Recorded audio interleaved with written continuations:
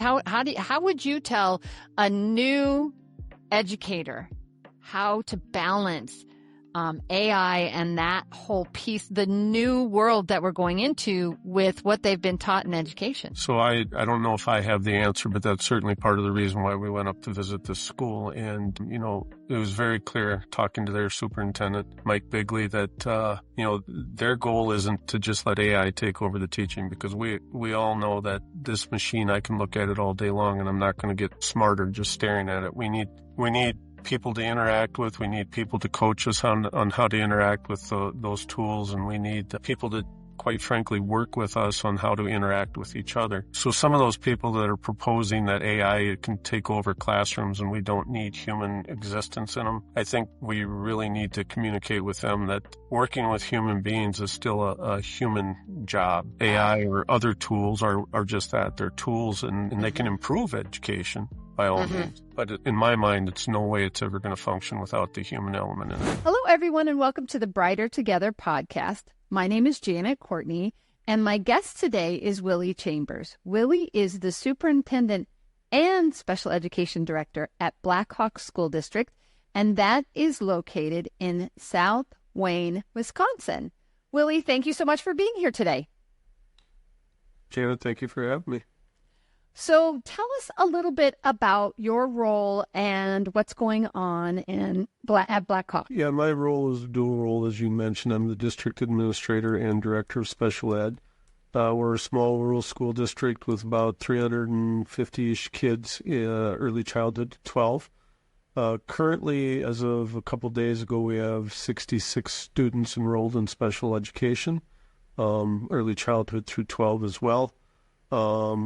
Ranging from speech services all the way through some significant needs. Certainly have heard of challenges greater than some of our students have had, but we certainly have students with some challenges that they have to overcome or to learn to deal with. Yeah. So how you had some stories of some students that have had some real successes. I'd love to hear some of that. Yeah, so we've, one example that I can think of off the top of my head, who's a young man who's going to be, or he isn't going to be in high school here. And great young man. He came into the school with significant challenges, particularly in this case, he had Down syndrome. Struggled very much to survive at first or to function at first in the school setting. Some very talented teachers and paraprofessionals and special educators worked with the child over the years. He still has challenges. There's no question about it. Oh, yeah, for sure. Yeah. He functions very well.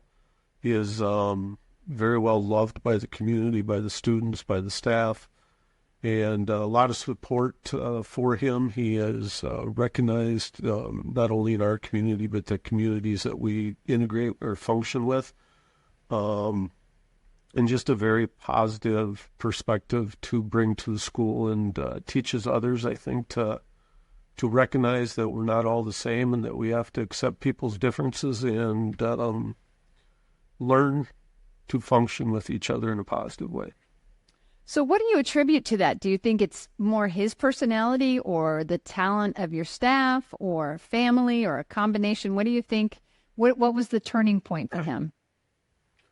So he very much has a family that's very much engaged and very concerned for him and very willing to take whatever steps they can to support him.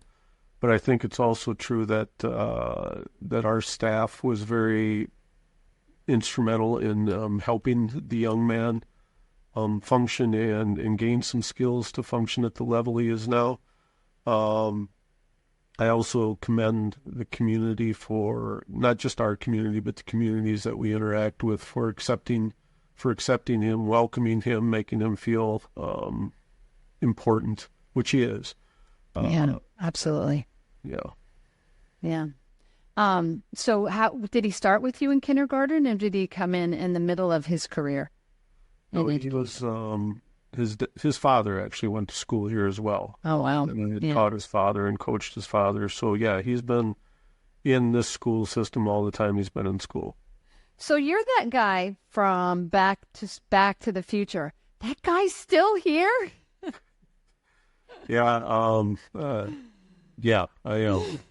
How long have you been there? I'm teasing, of course, but how long have you been there? I've been here in a employed role for 28 years.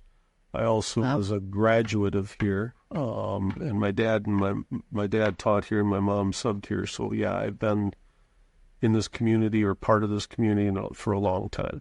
Awesome, yeah. So, so what was the superintendent like a planned piece of it? Did it come? How did your career go from? I'm assuming you started as a teacher, but you've been in a lot of different places in that same location. I'd love for you to take us through that journey for you. Yeah, so like I said, I graduated from here, and then I went to University of Whitewater, got my degree, Bachelor's of Education in Mathematics.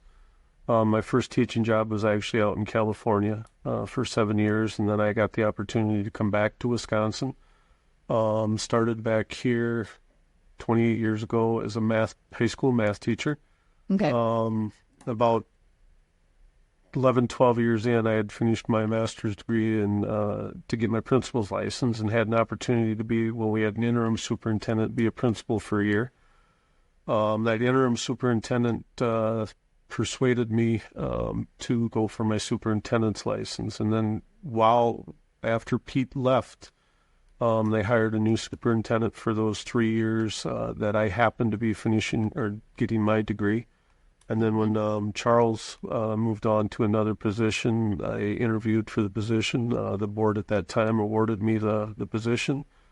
Good, bad, or indifferent. 14 years later, we're you and I are talking. There you go. 14 years. That is longevity for a superintendent. That's really amazing, because they don't usually. I think the last I heard, the longevity is more like 4 to 5 years, right? It's a tough job. It's a tough job. Yeah, I got a lot of good people around me, so there's still challenges. Don't get me wrong. Oh, yeah. No, it's all a breeze. We're just living the life, It's like just going with the waves, right? No, definitely the hard work. So what would you say are some of your biggest challenges? The biggest challenges is trying to provide all the opportunities that we want to or need to create situations where kids can either go directly into the workforce, go to tech school, or go to a four-year college, whatever their life passion is, to provide those opportunities that they need to get there in a limited financial environment, and it's just the way it is. So we're reaching out, we're working with other school districts around us to provide opportunities. We're working with, the tech colleges and the universities around us, reach out to the schools and their systems. So it's just a constant battle to try to find those opportunities. And, we don't even know what the job force is going to be in a few years.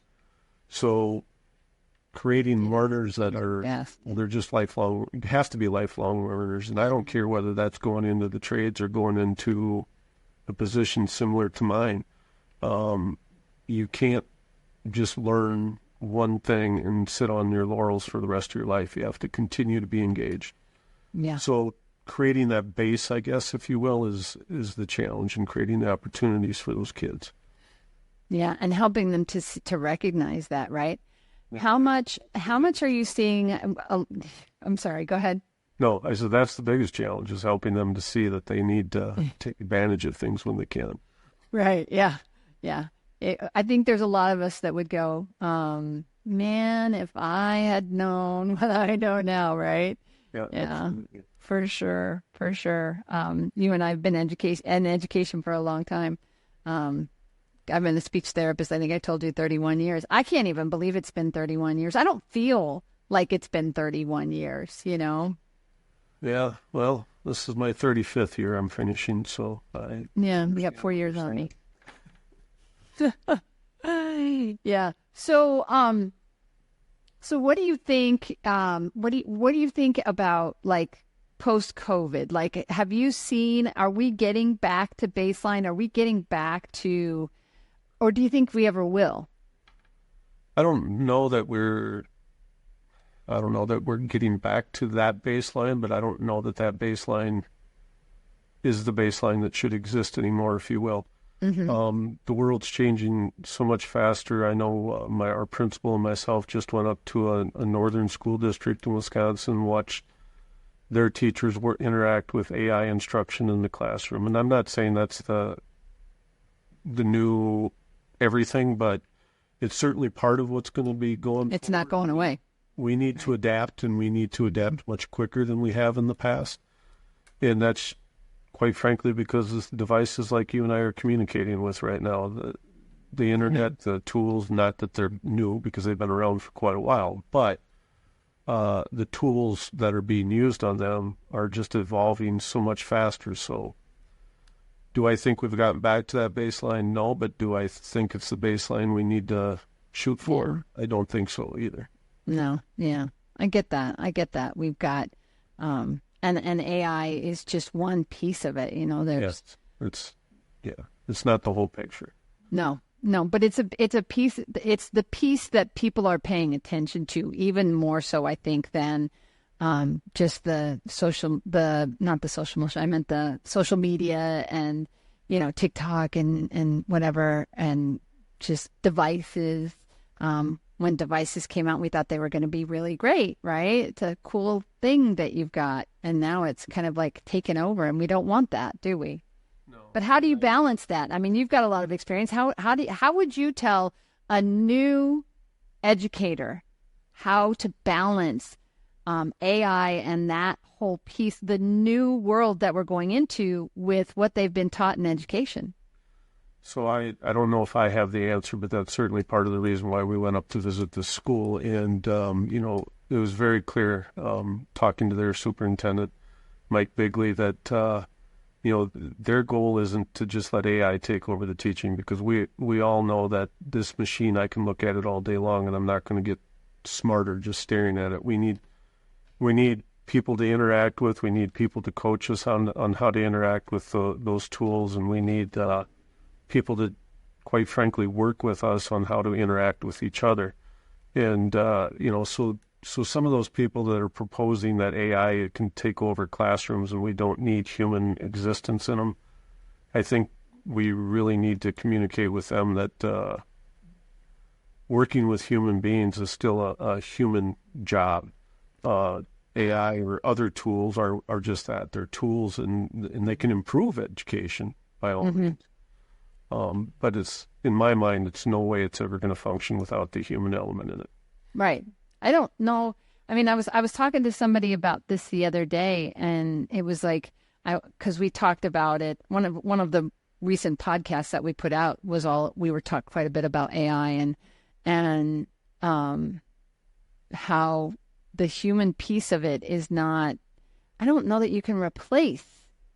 As a speech pathologist, one of the things that we work on is pragmatics. And pragmatics is, for an SLP, is one of the hardest things to teach, because especially you think about a child that has autism, they love the rules. Tell me that they're so smart. They're such smart kids. They're amazing kids. And they want to please, and they want to do a good job. The kids that I've worked with anyway. And they try really hard. They're trying to figure it out. How do I do this? How do I socially interact? And it's so, they want to apply a rule. Tell me what the rule is and I'll apply it, and then I'll be okay, and then I'll be able to talk to my friends and whatever. And I've seen kids try so hard to apply something, but there's so many nuances and communication that it's impossible. I mean, it's like, there's no way in my mind that a machine or an AI machine, and maybe we're wrong, I don't know, but to do what we as humans inherently do, and it's not just the words, it's not just the tone, it's the body language. I mean, I talk with my hands. If you're listening to this, my hands have been up almost the entire time, because I'm just use my hands to express things, and it's just a part of one part of the whole picture. And body language is huge in communication. And how do you teach a computer to recognize all of that? I don't know if you can. And so I think that's one piece of kind of where you're going with all of that, is that just. Yeah, I'm sure things are going to evolve more too, but I still, money, future, I don't perceive that there is any way that the human element's going to be out of a productive classroom. Yeah. Yeah. And we have sentience. We have souls, and the computers do not have a soul. And that's part of it too. We had that conversation too. It's like, they don't have souls, and you cannot give them a soul, so it's interesting. And it's something that I think, I would love to just bury my head in the sand and go, nope, don't want to deal with it. But I don't think we're going to have a choice. I know we're not going to have a choice. So, yeah. Probably a lot of good reasons that we don't have a choice, but it is scary. Everything that's evolving is so quick that it does create some uncomfortableness. Mm-hmm. And that's it. I think it's just that, I'm 57. So, but when you think about the students that we have, I always tell people they're digital natives. They don't know a world without technology. My daughter loves to say that she's just older than Google because she was born in January of 98 and Google was September of 98. So 27 years. And look how far Google's come in 27 years. And so she did, she was an infant. So there is and my other two are younger than her. So they just don't know a world that doesn't include cell phones and computers and one-to-one and all of those buzzwords that we have now in education around devices. But it's there, and it's just becoming, and it seems like it's coming even faster than it did before. Yeah, I believe so. Yeah. Okay. Well, what would be one thing, Willy, if you could, now you can't say money because everybody knows we all need more money, right? You're not allowed to say money. What would be one thing, if you could just miraculously fix it in your world, what would it be if you, in your school, in your job, what would you fix? So this is, it's a difficult question to answer, but one of the things that I would like to fix or like to have change, and it's not going to all change, is there are some attitudes of some people out there that are negative towards education. Mm-hmm. And I would really like people to reflect. And we all live different experiences with our own education, so that's what informs our attitude. But some of those people that challenge the value of education in a formal setting, I don't know how else to phrase it, I really wish that they would sit back and take the time to really explore what it would be like without education and maybe change some of that attitude. And then that might affect some of those other things that you said I couldn't ask for. There you go. Yeah. Yeah, because we can all use money. We all, and I 100% agree with you. I think that there are decisions that are being made without looking at, and that's what Brighter Together is all about, is bringing about stories of this young man with Down syndrome that has been blessed by your community, and the fact that AI is not going away, and the fact that there is a human element here that we have to keep in mind. In schools with, how many students did you say you guys have? 300? About 350. 350 students or 350,000. It doesn't matter. There's still people that are every day getting up and doing the work that allows all of those children, 7 point whatever, I don't know. I think maybe I'm talking about special education. I don't know. I need to know my numbers better, but millions and millions and millions of kids, right? And just in the United States, we'll just say millions and millions. Because at one point I had 7.1 million children, but I don't know if that was just special education. I don't know where that number is coming from in my head. Is that about right? Does that sound right? Sounds right for special education. For special education. And then, just based on our student numbers in the state and what the percentage of. And that percent for special education is going up. It's not going down. No, it's not. And, and I sometimes think people think that's just because we overdiagnose if you will. Not the case. I think some of it is because of these devices, some of the ADHD kind of related things and so forth. Is we're training ourselves and our kids for immediate gratification and immediate feedback, and that doesn't always happen. So it creates some new challenges that I think we're trying to figure out how to deal with. Yeah, because they have to, you have to teach them that you can turn it off, that you can not, and there's fun things that you can do. I know that my son, my youngest, has told me, he's like, Mom, if I didn't have my phone, I know he's addicted. It's a problem. He's a great kid. He's super smart. But that phone is really important to him. And he's told me, he's like, I don't function well if I don't have my phone. We depend on it. He depends on it for so many things. Even myself, I find myself, if I don't have my phone, after about an hour, I'm like, okay, where did I, because I'm really bad about setting it down and walking away and not realizing where I left it. And then I'm like, oh, wait, I need my phone. But it wasn't always that way. I mean, I not 10 years ago, I think I would probably not even have been, I hope it's 10 years, but, we become, even as adults, we've become dependent on them for way too many things. And that's not a great thing, right? No, it's not. But you're right. I am very dependent on my phone. And we're as guilty as the kids, right? We can't. Yeah. It's hard to sit here and go with our phone in our hand. You really shouldn't use your phone so much, right? Yeah, it's hard to do that, but yeah, I have double standards, and And you can, if you're the boss, right? And if they're the one that's in control and in charge, but it's hard for kids to separate that out. Like, you can't tell me not to do something and then do it yourself, but they don't get that you have a different role than they do. So, yeah. Yeah. And I don't usually tell kids I'm the boss, but that is the reality, if you will. It's not a power thing. I have a very different purpose because I'm going to be reached out to if there's an emergency or something along those lines. Yeah. But they don't make that correlation, right? No. Even if you tell them, they're not always going to make that correlation. Nor did I when I was 16, to be honest with them. So I get it. Yeah.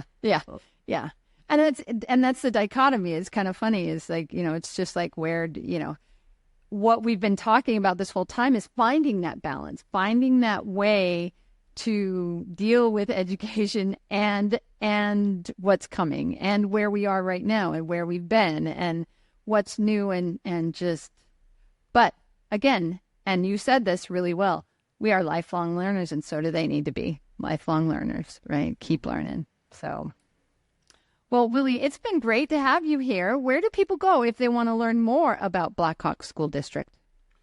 It's you can go to our website, which is just blackhawk.k12.wi.us, and that'll take you to our website. And if people have questions, they can certainly reach out to me on my emails on the website. Love to communicate with people and get other ideas. There's a lot of ideas out there, and I don't remember how the saying goes, but, if you're stealing somebody else's idea, it's a compliment to them. And right. I will compliment a lot of people if they'll let me. Yeah, there you go. Yeah.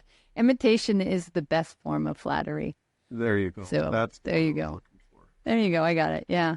And it absolutely is true. So, and that's why we're here. That's why we're doing Brighter Together, because we are brighter together. We are working together to create and to bring awareness of all of the people that are working so hard in education, because there's millions of us. Yes, there are. All right. People. Have a great summer. It's June 5th, by the way. So, and I asked him before school's out already for them. But by the time you hear this, it's going to be headed into the fall probably. So I hope you have a great summer and enjoy something. Hopefully you get a little time off. Have a great summer. Thanks, Jane. All right. Take care. Bye.